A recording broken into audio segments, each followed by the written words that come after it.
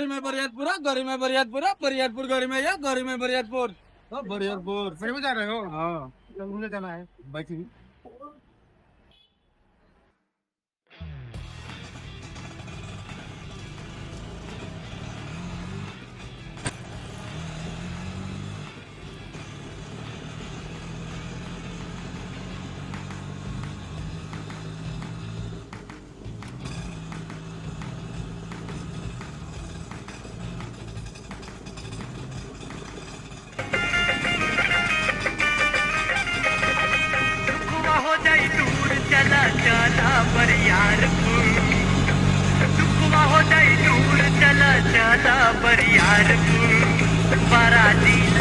भैया जो मैं सुना हूँ, जो मेरा लगता है 5 वर्ष में गाड़ी में ही था, उसमें आप लोग किस लिए चलता है, क्या सच बात है? ए भैया, हमें तो था तो नहीं के मैंने चलते बारी अपने गाड़ी में ही वहाँ पुजारी बाबा से पूछ ले तो था हो जाए। भैया आ गई घर में ही अपने दुकान बाद सामान के लिए बोल दो।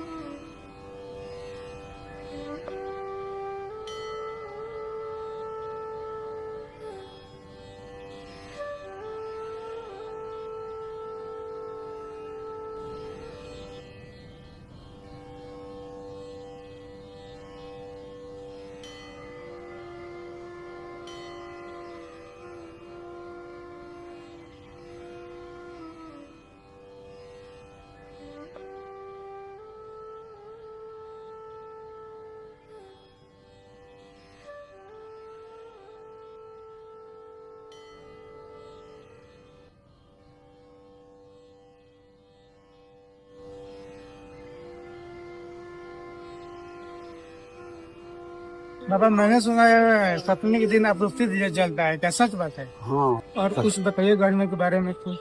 ये बात बहुत पुराना बा। ये बरियापुर गांव में वो भगवान चौधरी नाम के तो भगत रहस, उनका ऊपर साक्षात बड़ी माई के कृपा रहे। वे शक्ति से संध्या सवेरे माई के भक्ति में लीन रह।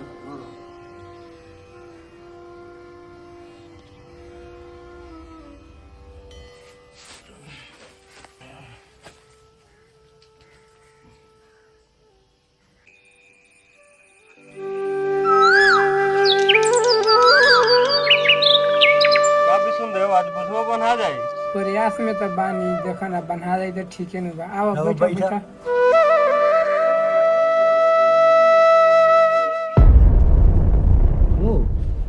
के दू लौकता पेटियो हाथ में ले ले, बस चोर है का हो? चलो तो देखल जाओ। हाँ हाँ चलो चलो जल्दी देखल जाओ। चलो ना तो भाग जाओ।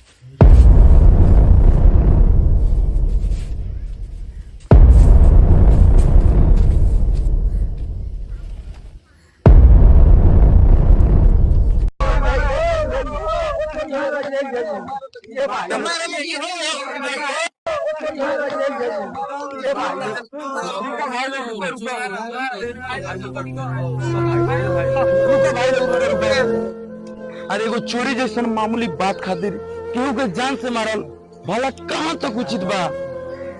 अरे एगो इहो तो इंसाने बड़े नु, कृपया करके इनके गलती के अपराध के क्षमा कर दिलो।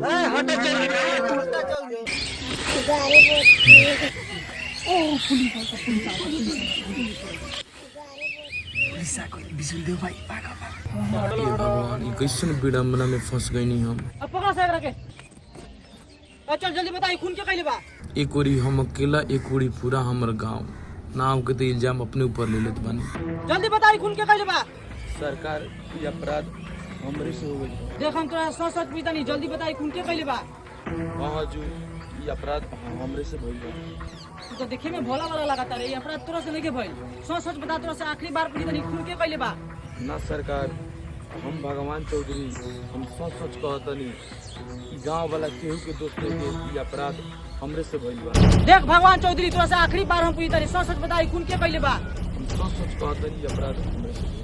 चलो तो ले तोरा साग रखा। बिन कारण फंस गईलन भगवान चौधरी जा,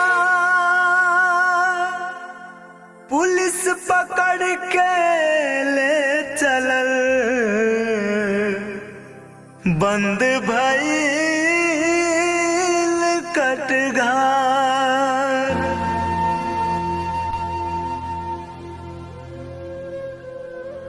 हे भगवान, हम ऐसा कौन गलती कर रही जन्म में कि आज बिना अपराध के अपराधी बन गए ई काल कोठरी में सजा भुगतता। दया करिए।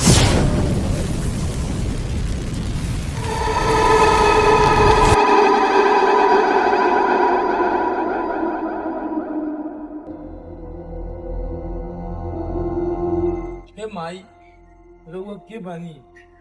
ई 12 बजे रात की काल कोठरी में रउआ कहाँ से नहीं माई? हमके परिचय दी। हम रउआ से बहुत डरा गई बानी माई। हमके परिचय दी, हमके परिचय दी माई, परिचय दी।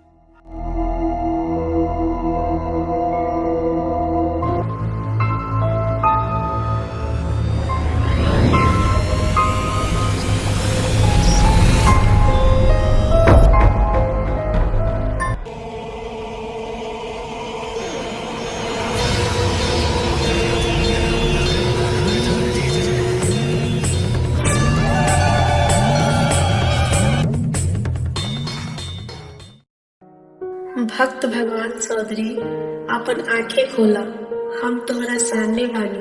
हम तोहरा साथे तोहर गाँवे चला, तू अपन गाँवे ले चला।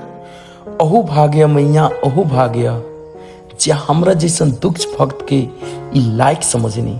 चली मैया, हम अपने के अपन गाँवे ले चले, हमरा साथे चली।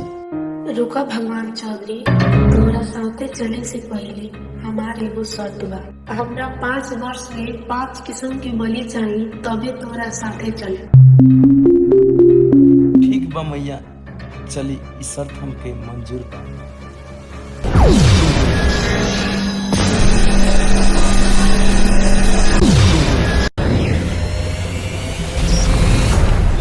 भगवान चौधरी चलले गढ़ी मैया के लेके, भगवान चौधरी चलले गढ़ी मैया के लेके, खुशी से झूमे मनवा हो, खुशी से झूमे मनवा भगवान चौधरी के, भगवान चौधरी चलले गढ़ी।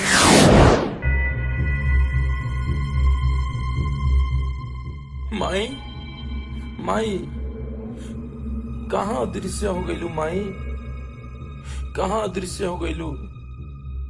तोहर लाल तोह के पुकार रहल बा माई, हमके दर्शन द। अपन लाल के छोड़ के अकेला कहाँ चल गईलू माई? कहाँ चल गईलू? हमके दर्शन द माई, दर्शन द माई। अगर हमरा के दर्शन ना दिहलू तो तोहर चरण के सौगंध माई, हम अपन बलि दे दे। अब तो तारा दर्शन के खातिर हम अपन जान भी त्याग सकता नहीं माई। हमके दर्शन दो, हमके दर्शन दो माई, हमके दर्शन दो।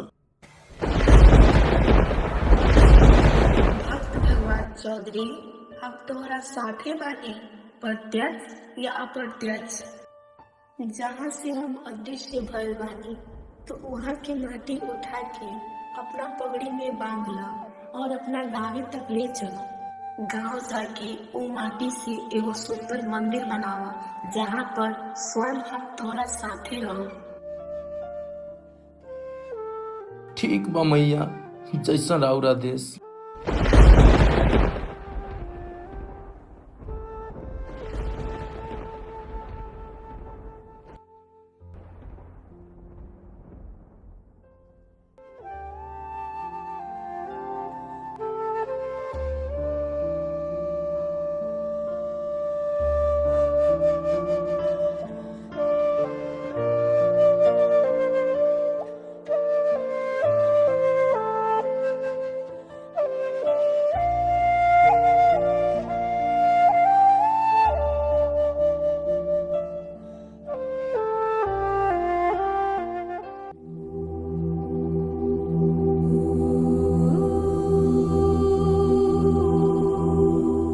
बहुते सुंदर बात तोहर गाँव।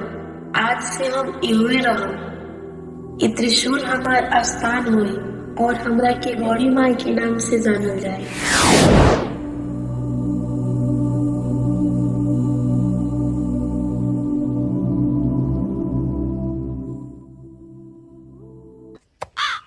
आज बहुते घाम उगल बा।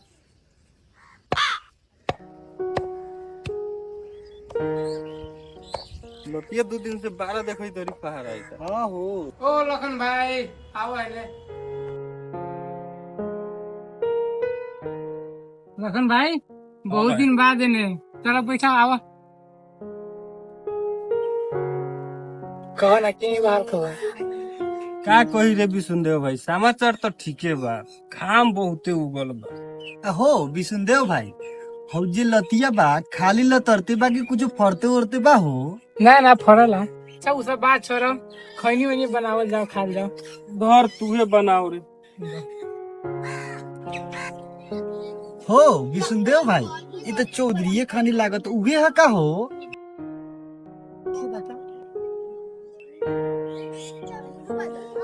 हाँ हो तो जेल में नूर लखा, चलो सब पूछल जाऊ कैसे जेल में से आई। हाँ चलो चलो देखा चलो तुर देखा जल्दी चलो देखा चलो। कदरी भाई प्रणाम। प्रणाम प्रणाम। कैसन बा हाल खबर? ठीक बारे न? के बानी अपन सुनाई दो। हमनियो तो ठीक है बानी। तोहरा तो जेल हो गई लखा चौधरी भाई, कैसे कैसे आ गई ह? ई सब कृपा गढ़ी मैया की। विष्णुदेव राम नारायण भाई, ई गोरी माई हो के हो? अब तो इनकरे से नु मालूम होई के है गड़ी माई। तो नी सब केहू के तो मालूमे बा कि हम बचपने से कितना भक्ति भाव में लीन रहनी। ई बात बा एक रात के जब हम काल कोठरी में रहनी, गढ़ी मैया अपन साक्षात दर्शन दिए और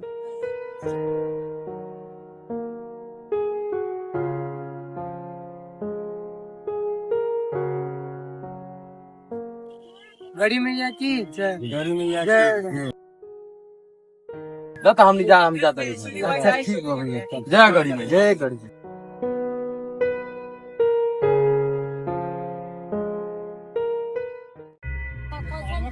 सब देवी आंगनबाड़ी गांव के खाली बेटिए होता, बेटिए होता।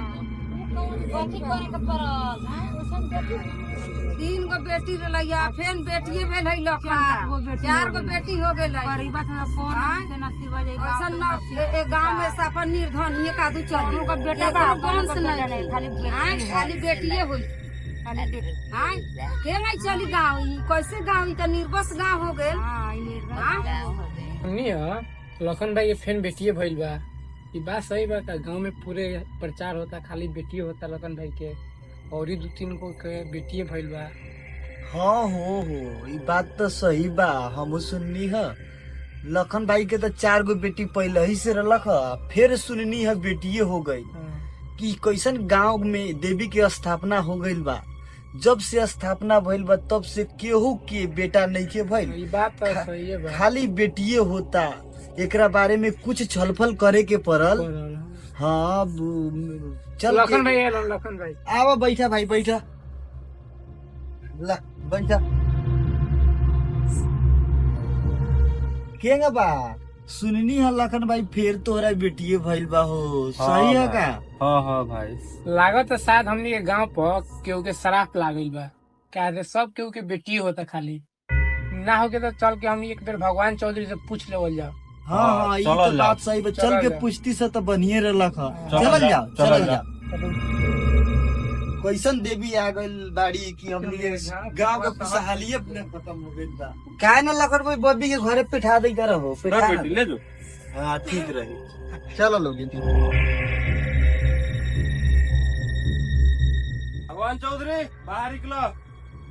ए भगवान चौधरी बाहर निकलो। ए भगवान चौधरी जल्दी बाहर निकलो। हाँ जल्दी आओ बाहर। प्रणाम प्रणाम पाती छोरा, क्या झूठो मूठो का पूजा पाठ कैले बारा? तू कैसन देवी के लेके आयल बड़ा गाँव में? जब से उ देवी आयल बा जब से पूरे गांव के खुशहाली हो रहा गइल बा। केहू के गांव में बेटा नहीं होत, खाली सबके बेटिए होता। गांव में परेशानी बढ़ के रह गइल बा। झूठ मूठ के नाटक काहे कैले बड़ा? देखो भगवान चौधरी, हम तोरा के 2 दिन के वक्त दे तरी। अगर ही हम पूरे गांव के समस्या के समाधान ना भइल तो ई तोरा देवी के उठा के हम पूरे गांव मिल के बाहर बिक देम सर। हाँ हमनी फेंक दली उ देवी ना चुड़ैल जैसन देवी के हमनी बाहर फेंक देवल जाई। हाँ, बाहर फेंक देवल जाई। चलो लोग चलो। हाँ हमनी फेंक दली उ देवी ना चुड़ैल जैसन देवी के हमनी बाहर फेंक देवल जाई। चलो लोग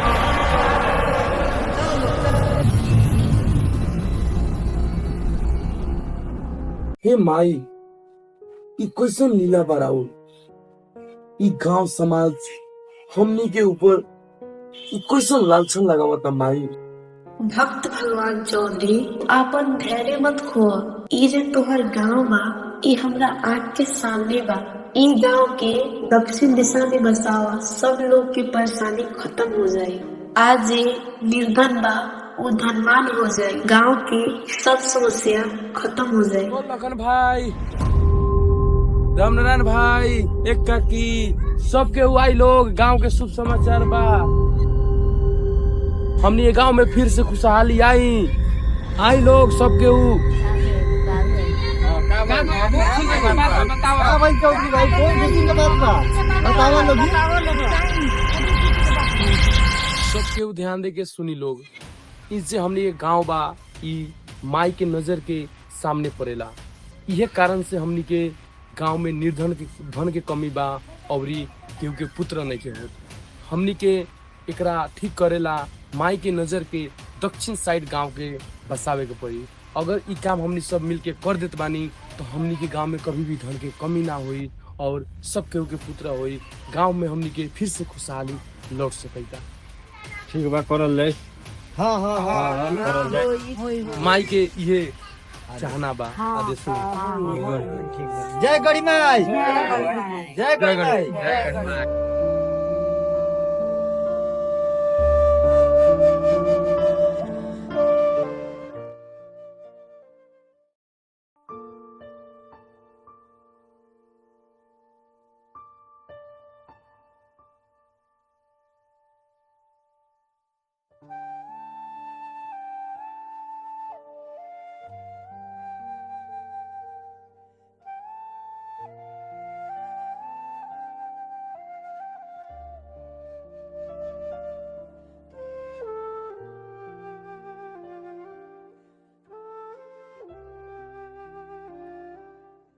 लगा तो बुझाई तो बाबूजी बाहर चले गए। आता ठीक बा, खाना पीना पे आबत।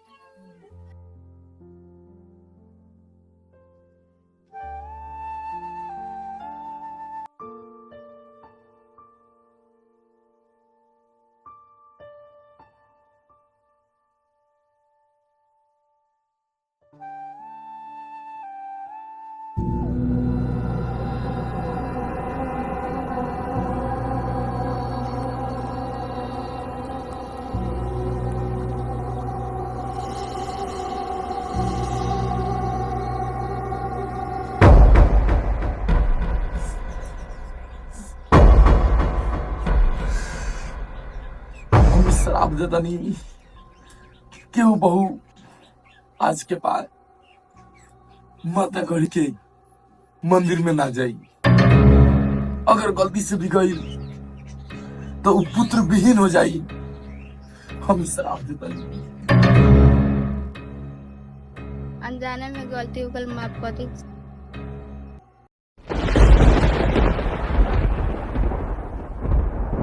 शांत हो जा बॉस, शांत हो जा।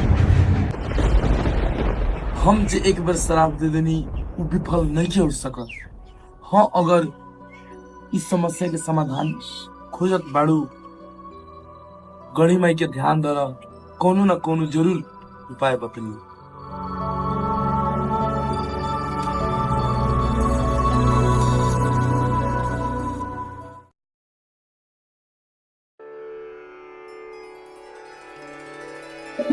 हमार लाल भगवान चौधरी बहुत ही कमजोर हो गए। अब इनका की पूजा पाठ साधना भजन करे में बहुत ही दिक्कत होता।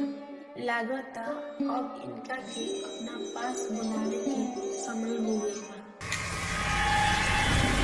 बस भगवान चौधरी बहुत ही दिन हो गए, चलो आज हमने की नगर की परिक्रमा करल जाओ। ठीक बा मैया, चली। बरियारपुर गौआ के भरमन करेली मैया, बरियारपुर गौआ के भरमन करेली मैया, भगवान चौधरी के साथे। बस भगवान चौधरी अब तो आगे चलो और हम तोरा पीछे पीछे आवत है। ठीक बा मैया, जैसन राउर आदेश। को न लागल बबुआ के कैसन आइल समैया, अपने ही हाथ बेटावा के दिहली समाधि मैया।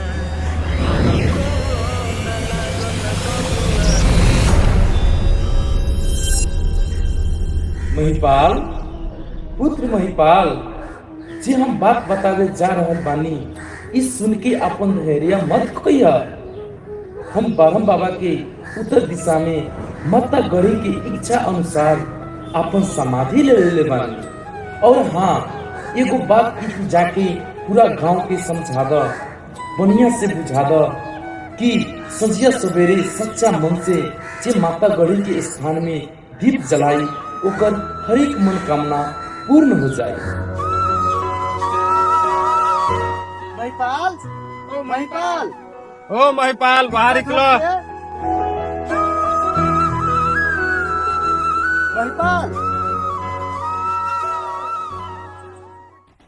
ये काका, ये भैया, कल हमर बाबूजी समाधि ले लेल बारन का, जवन की ब्रह्म बाबा के उत्तर दिशा में कल हमर बाबूजी समाधि ले लेल बारन। कैसे भाई? कैसे भाई?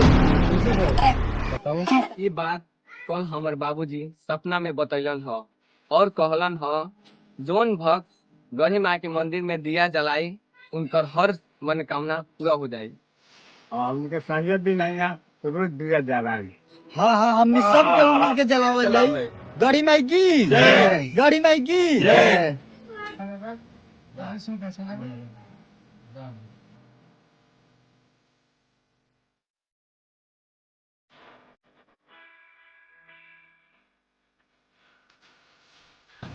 स्टार्ट बा। हाँ, वो तो सुना भाई।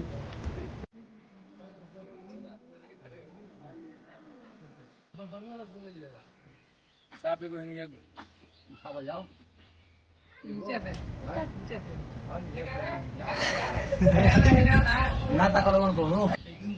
स्टार्ट।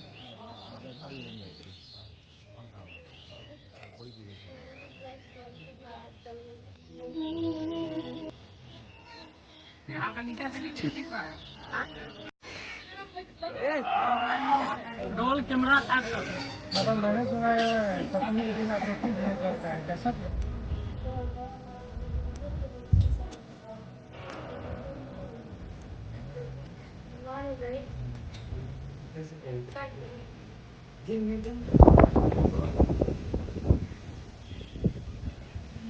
Roll camera action.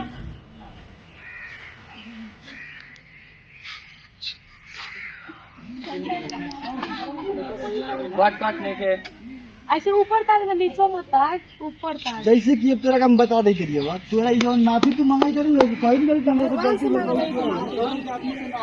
भगवान से कहे के बात भगवान के नीचे थोड़ी वाली ऊपर हां बस वही खाली बोलना तो गिरिया उड़िया ना छोटा ओकरा कट कर दी जा।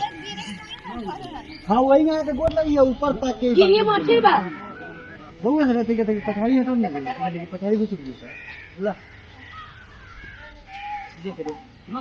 यस आ गेली।